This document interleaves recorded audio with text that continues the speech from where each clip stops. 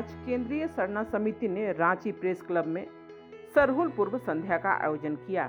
इसके साथ ही केंद्रीय सरना समिति के महिला मोर्चा का पुनर्गठन भी किया गया। सर्वसम्मति से एंजल लकड़ा को केंद्रीय सरना समिति महिला मोर्चा की केंद्रीय अध्यक्ष नियुक्त किया गया। कार्यक्रम के अवसर पर समिति के पदाधिकारी एवं अन्य लोग मौजूद रहे।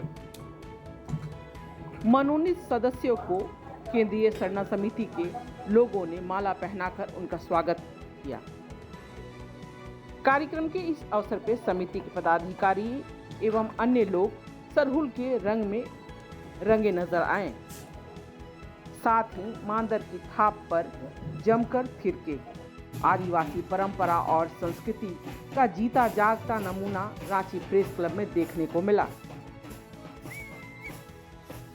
आप सभी को जोहार और आने वाले सरहुल पर्व की बहुत बहुत शुभकामनाएं।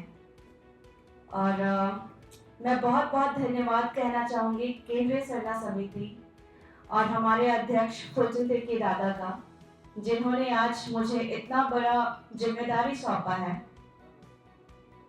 और मैं उम्मीद करती हूँ कि इनकी दी हुई जिम्मेदारी पे मैं खरी उतरूं।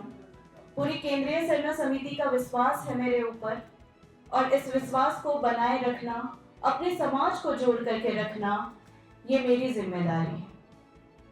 और चूंकि अब मैं ये जिम्मेदारी संभालने जा रही हूँ, केंद्रीय महिला अध्यक्ष की जो जिम्मेदारी संभालने जा रही हूँ, इसमें मैंने बहुत ख्वाब देखे हैं चीजों को लेकर के कि मुझे किस वे में काम करना है अपने समाज के लिए, अपने लोगों के लिए, अपने आदिवासी समाज के लिए। आज थोड़ी भावुक हो गई हूं और मैं बताना चाहती हूं कि आज से 1 साल पहले मैंने केंद्रीय सरना समिति में ज्वाइन किया था। 1.5 साल पहले, 1 साल पहले मुझे प्रवक्ता का पद मिला और मैं लगातार समाज में अपने लोगों के सही गलत सही चीजों में खड़ी रही। और मुझे ये कहते हुए आज अच्छा लग रहा है कि मैं आज एक नई जिम्मेदारी को संभालने के लिए यहाँ पे बैठी हूँ। और मैं कहना चाहूंगी कि आने वाले समय में, अभी कुछ दिनों में आपने देखा होगा, कुछ समय पहले आपने देखा होगा कि कितनी लड़ाइयां हुई,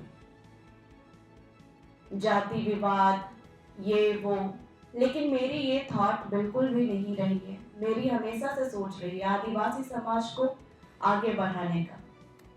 जब मैं सामाजिक कार्यकर्ता के तौर पर केंद्रीय सरना समिति जब ज्वाइन कर रही थी, तो दादा ने पूछा था कि आपने कैसे सोचा कि आप सामाजिक कार्य के लिए आपको आगे आना चाहिए। मैंने बोला कि दादा, कोरोना के टाइम पे खुद का तो पता नहीं था कि कितने दिन लॉकडाउन चलेगा, क्या चलेगा, लेकिन फिर भी मैंने सोचा कि मुझसे जितना हो पाता है मैं उतना समाज सेवा करूंगी। और बाकायदा मैंने किया तब के टाइम पे, और लोगों के साथ बैठी मिली, लोगों के दुख तकलीफ को सुना तो मुझे बहुत अच्छा लगा। उनके लिए खड़ा होकर के, उनके लिए काम करके, उनको राशन की जरूरत थी, राशन पहुंचाया, तो वहां से एक सेवा भावना सामने आई।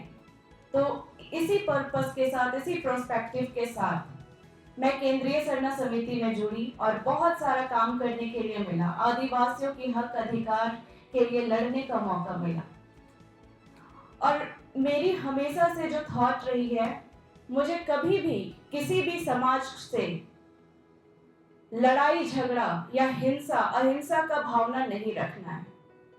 और मैं ये अपने समाज के लोगों को भी कहना चाहूंगी कि हमारी जो लड़ाई है, हमारी जो मांगे हैं, या आज तक हम लोगों ने जितनी भी लड़ाइयां लड़ी, चाहे वो पेशा कानून को लेकर के हो या फिर कुर्मी विरोध, जो एसटी के सूची में जो आने की जो उन लोगों की मांग थी, उसको लेकर कुछ विरोध हो, या कोई भी चीजें हो, चाहे डिलिस्टिंग की मांग हो, चाहे धर्मांतरण पे बात हो, हम लोगों ने बढ़ चढ़ के हिस्सा लिया और मेरा हमेशा से भावना रहा है कि हमें अपने लिए लड़ना है।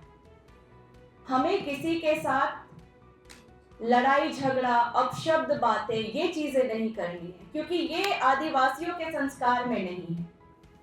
आदिवासी बहुत भोला भाला है और बहुत दिल का सच्चा इंसान होता है आदिवासी।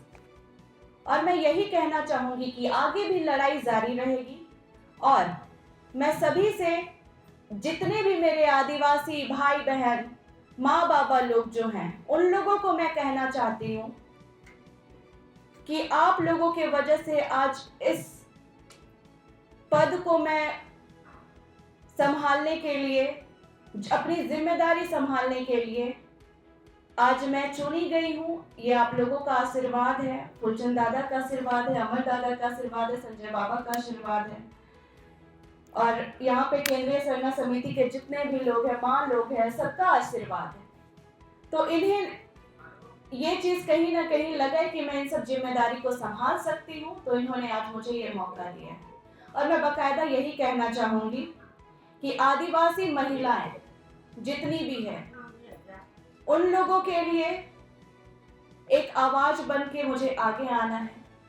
आदिवासी समाज जो आज इतना पिछड़ा हुआ समाज है, कुछ लोग जो आगे आ गए हैं, लेकिन आज भी अपने लोगों को बढ़ाने की कोशिश नहीं करते। लोग अपने आदिवासी समाज के जो लोग हैं, वो अपने हक और अधिकार को नहीं जानते हैं। तो सबसे बड़ा कारण क्या है? सबसे बड़ा कारण है एजुकेशन ना होना। और मेरा जो सबसे पहला विजन है वो है एजुकेशन को लेकर के काम करना, जो केंद्रीय सरना समिति के द्वारा मैं करना चाहूंगी अपने आदिवासी समाज के लिए। जगह जगह के आदिवासी बच्चे कैसे पढ़ पाएं, कैसे लिख पाएं, कैसे अपने हक और अधिकार को जान पाएं, ये बताना बहुत जरूरी है। आज मुझे ये कहते हुए भी खुशी हो रही है कि मैं जिस विचारधारा के साथ काम करने आई थी केंद्रीय सरना समिति में, आज वो मैं खुले दिल से और आने वाले समय में मैं खुले दिल से काम कर पाऊंगी और अपने समाज के लिए अच्छा करूंगी। अपने समाज के लोगों को मैं ज्यादा से ज्यादा कोशिश करूंगी कि मैं शिक्षित बना पाऊं। और एकजुटता बहुत जरूरी है और आदिवासी समाज को एक साथ लाना बहुत जरूरी है। और जब हम ग्राउंड लेवल पर वर्क करेंगे, तो ग्राउंड लेवल पे वर्क करने के बाद आदिवासी समाज की एकजुटता दिखेगी, जो कहीं ना कहीं बिखरी हुई है। क्योंकि किसी को आज के समय पे कुछ लेना देना नहीं है। उन लोगों को ये पता नहीं है कि हमें क्या करना है, बस जी रहे हैं, खा रहे हैं, उनको नहीं पता।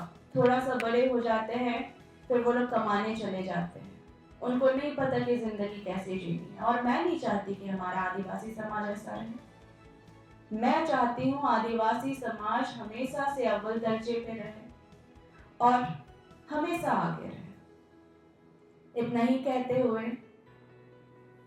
मैं अपने शब्दों को विराम देना चाहूंगी और बहुत बहुत धन्यवाद केंद्रीय सरना समिति और केंद्रीय सरना समिति के सारे पदाधिकारी और सारे सदस्यगण, जिन्होंने मुझे ये मौका दिया कि मैं आगे बेहतरीन काम करूं अपने समाज के लिए। धन्यवाद। अगर आपको हमारा ये वीडियो अच्छा लगा तो इसे लाइक करें, शेयर करें और हाँ, सब्सक्राइब करना ना भूलें।